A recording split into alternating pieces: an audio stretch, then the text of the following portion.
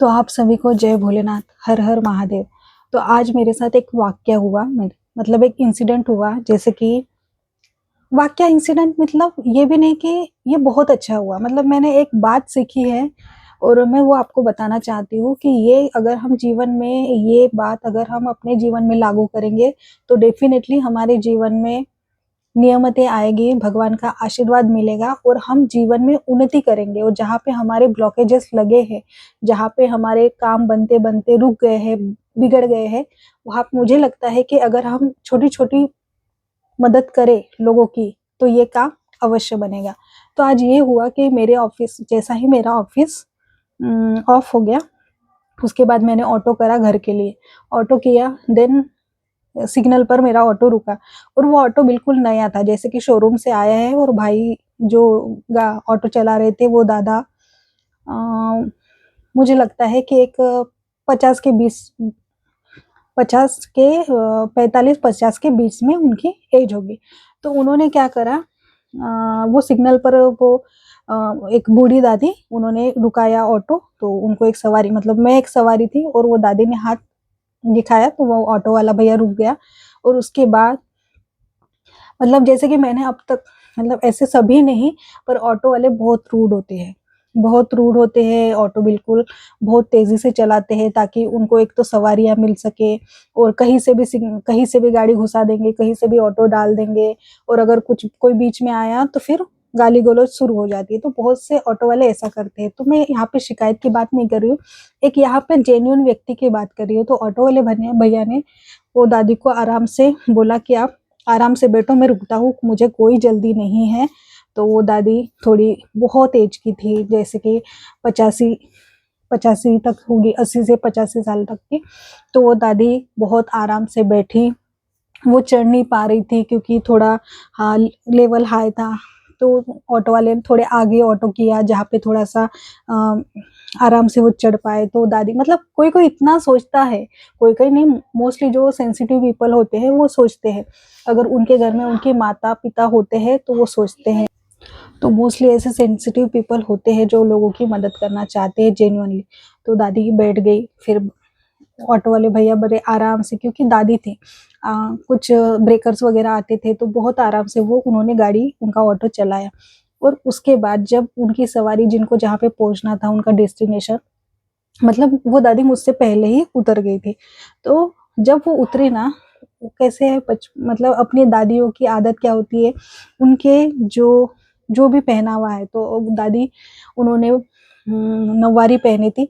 तो उसने नौवारी से पहले ही पैसे निकाल के हाथ में रखे थे। तो वो जो 10 रुपए की जो नोट है ना, वो इतनी सी होके थी, मतलब वो उसका इतना फोल्ड करके उसने रखा था, तो वो इतनी सी हो चुकी थी। ठीक है, और जैसे वो उतरी ना तो उसने ऐसे हाथ गिरे, मतलब देने के लिए ऐसे हाथ करे, मतलब ऐसे दिए भी नहीं, ऐसे रखे कि तुम ले लो करके। तो शायद ये थोड़ा मुझे देखने में अजीब लगा कि दादी ने दिए नहीं, ऐसे रखे, सीधा हाथ रखा, फोल्ड पैसे थे, ऐसे रखे और ऐसे उस पे। तो उसने, तो ऑटो वाले ने पता नहीं क्या सोचा, ऑटो वाले ने वो दादी को बोला बड़े मन से कि दादी आप चाय पी लेना, रहने दो, कुछ नहीं होता। तो ये देख के ना मुझे बहुत अच्छा लगा। कभी कभी एक होता है, मैंने खुद मेरे ऑटो से देखा है, सिर्फ 10 रुपए के लिए ऑटो वाले ने, एक लेडीज थी, उनको खरी खोटी सुनाई थी कि आपके पास पहले, आप बैठने से पहले एक तो चिल्लर है करके बताते नहीं, फिर टाइम पे बताते। और वो लेडीज को भी जल्दी जाना था। तो मैंने, मतलब ऐसा नहीं कि मैं कुछ अपना बता रही हूँ, तो मैंने वो ऑटो वाले भैया को बोला 10 रुपए कुछ ज्यादा बात नहीं है, आप उनको ऐसा मत बोलो, ठीक है, उनके पे 10 रुपए मैं पे कर दूंगी, आप चलो करके। तो वो दीदी ने बोला थैंक यू दीदी, सिर्फ इतना बोला। लेकिन ये मेरे लिए बहुत बड़ी बात थी, क्योंकि चलो आज हम किसी की मदद कर सकते हैं तो हमें कर देनी चाहिए। ऐसे जरूर नहीं कि किसी ने 10,000 मांगे थे, सिर्फ 10 रुपए की बात थी, लेकिन 10 रुपए के लिए ऑटो वाले भी ऐसे चिल्लाते हैं। तो देखिए, एक ऑटो वाला वो था जो लेडीज के ऊपर चिल्लाया था, और दूसरा ये ऑटो वाला भैया था कि आज वो दादी ने, मतलब ऐसा भी नहीं, कभी कभी मोस्टली ऐसे होते हैं कि बूढ़े लोगों से पैसे नहीं लेते, अब क्या ही लेना करके। तो उन्होंने कहा कि दादी आप जाओ, आप चाय पी लेना इस पैसे से, ऐसे बोला। और दादी सडनली में, उस दादी के चेहरे पे इतनी अच्छी मुस्कान थी। देखिए वो दादी के कितने पॉजिटिव वाइब्रेशन निकले होंगे, कितने मन से उनके आशीर्वाद निकले होंगे कि बेटा मतलब हमें ऐसे बोलने की भी ज़रूरत नहीं है कि जा तू खुश रहे या जा तेरा भला हो जाए, ऐसा बोलने की ज़रूरत नहीं, बस हमें सडनली छोटे-छोटे ऐसे लोगों की मदद करनी है। अगर कोई रास्ते से जा रहा है, रोड क्रॉस नहीं कर पा रहा है, बहुत सी व्हीकल्स होती है, बहुत सा मतलब इतना ट्रैफिक होता है कि लोग 10-10 मिनट पर एक जगह पे खड़े रहते हैं और ट्रैफिक क्रॉस नहीं कर पाते। तो कभी-कभी हमें थोड़ा-सा बोल्ड बनकर, थोड़ा-सा साहसी बनकर, गाड़ियों को रोक कर अगर हम किसी को रास्ता पार कराएँ, किसी का किसी का कुछ छोटा-मोटा काम कर दें जिससे उनको अच्छा लगे। ठीक है, किसी को अगर कभी-कभी ये होता है कि जैसे मोस्टली मेडिकल में अगर हम गए, तो बिल थोड़ा ज़्यादा हो जाता है और सामने वाले सभी के पास कभी-कभी होता है, सभी के पास को पूरे कंप्लीट पैसे नहीं होते, तो थोड़े से अपने में से अगर हम ₹100 किसी को दे दें, ठीक है? हमें हर शिवालय में जाके, मंदिर में जाके, दान पेटी में दान करने की ज़रूरत नहीं, यही बहुत बड़ा दान है कि अगर आपके पास ₹100 एक्स्ट्रा है और आप कहीं गए हो और किसी को ज़रूरत हो, तो वो दे देना चाहिए। वो क्या करेंगे? ₹100 के आपको 100 ₹100 के आपको 10,000 बनकर वापस आएँगे। हाँ, 10 गुना होकर वापस आएँगे। तो ये हमें नहीं सोचना है कि हमें 10 गुना होकर वापस आए या कुछ नहीं, ऐसा नहीं सोचना है। हमें सिर्फ़ कर भला सो हो भला, नेकी कर दरिया में डाल, ये जो स्लोगन है, ये ये हमें अपने जीवन में उतारना चाहिए। अगर हमें वो ध्यान ही नहीं देना कि हम किसका भला कर रहे हैं। दुश्मन भी होगा ना तो हमें उसका भी भला करना है। हमें हमारे तरफ से हर मतलब जो भी जिनका भी बन पड़े सबका भला करना है।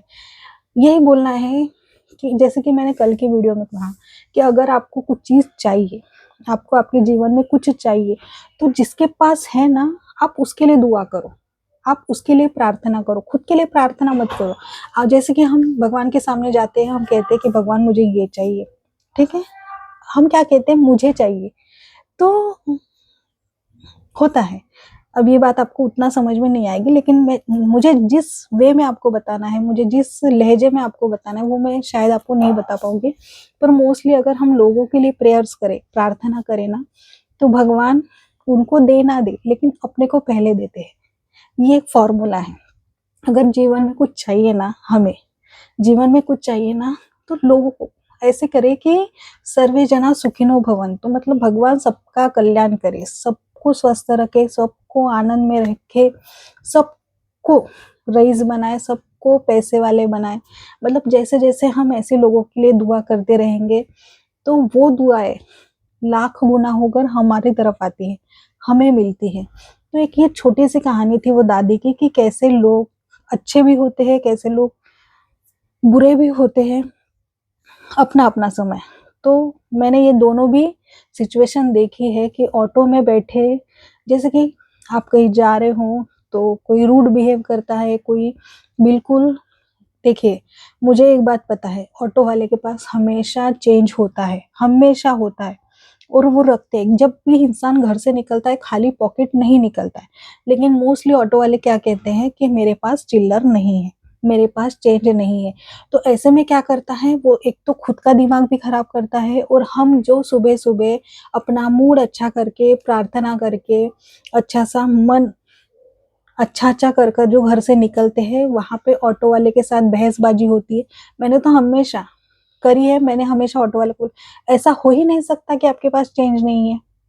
लेकिन ये बात बोलना ना पड़े इसलिए मैं हमेशा अपने पास चेंज रखती हूँ। अगर नहीं तो मैं बैठने से पहले ही उसे बता देती हूँ कि मेरे पास 100 का नोट है या मेरे पास चिल्लर नहीं है, तो वो पेट्रोल पंप से ले लेता है। तो मैं ये कहना चाहती हूँ महिलाओं को, जो भी ट्रैवल करता है, जो खुद की गाड़ी से ट्रैवल नहीं करता, तो वो ये भी ध्यान रखे कि कभी-कभी हमें अपने हिसाब से भी चलना चाहिए।